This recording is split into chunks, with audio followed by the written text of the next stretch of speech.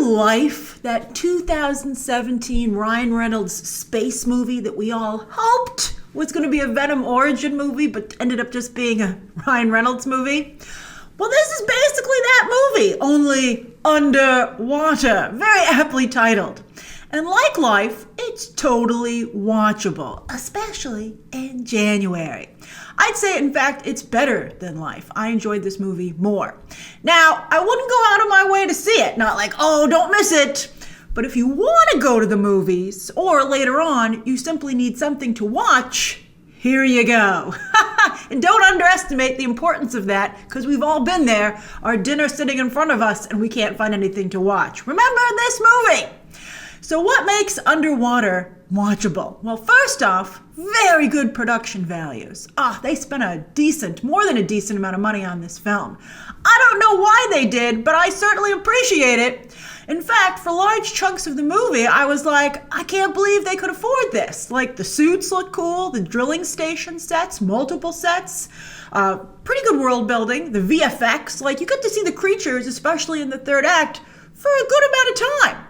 And I like the cast, to be honest with you. I mean, look, Kristen Stewart, she's not a great actress. I thought maybe she was with Charlie's Angels. She's very good there. They let her, Elizabeth Banks let Kristen Stewart really cut loose. And maybe she needs that. But here, sometimes I was like, oh yeah, I also remember how bad she was in Snow White. So she's like somewhere in the middle here. But she's still, I think she just makes the cutoff for being a professional actress. She's professional, and she's very charismatic.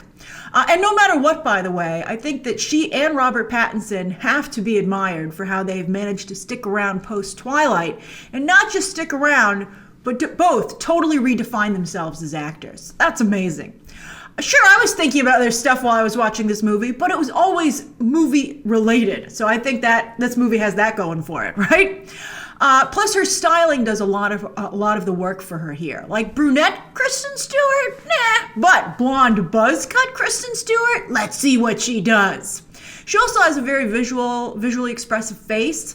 She's very cinematic, so I think that, kind of makes up for some of the line readings. Okay.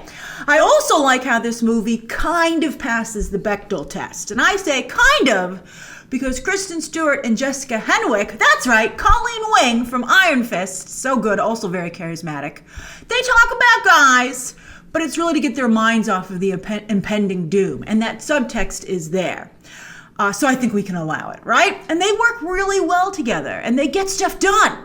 And they're both really cool. I thought they were believable Ripley Juniors for sure. Not as good as Ripley, but as I said, Ripley Juniors. I liked it. And it's a shame that TJ Miller Me Too'd his career, more than Me Too'd his career, because he's also really good here. Very funny, there's warmth to his humor, very likable. If you don't think, I didn't even know the extent of what he's done. This is probably one of his last roles ever, like professional roles in Hollywood, because he's really gone down the rabbit hole personally. I was like, what did he do again? And then I Googled it, and I was like, Amtrak bomb threat, he's not coming back. And it's, again, too bad because I think he is talented. Although, really off the rails. Speaking of Amtrak. All right, so anyway, I also thought it was crazy and unfortunate that the black guy died first again. How does this keep happening in Hollywood movies, especially after we've called it to people's attention, right? It always boggles my mind that no one on set is like, really? I mean, I was scared for him as soon as he was introduced. I was like, oh, please don't do that. I mean, he lasted longer than I expected, but I was right to be scared for him. It's really unfortunate. I don't get it. Vincent Cassel is fine. He's clearly collecting a paycheck, but he seems very miscast as the captain of an undersea drilling rig. I mean, everyone here seems like they should work more at a startup than an industrial drilling facility. But considering today's technology and that all that most people have to do is press a button, I mean, Kristen Stewart was supposed to be like a mechanic, which is also funny.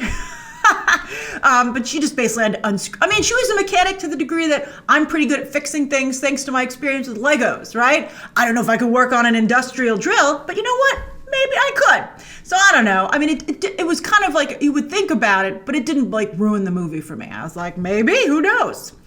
And sure, they do dumb stuff. In fact, after one jump scare, the woman behind me, I guess she was annoyed at being scared. She was like, that's so dumb, this movie sucks. But I was very tempted to turn around and be like, have you ever seen a horror movie before?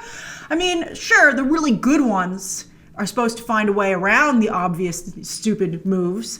But I mean, even Alien, one of the best space horror films of all time, they did dumb stuff there, remember? I mean, I guess that was one of the first movies, so those people, I mean, today you're like, haven't you ever seen a horror space movie, right? Haven't you ever seen Alien?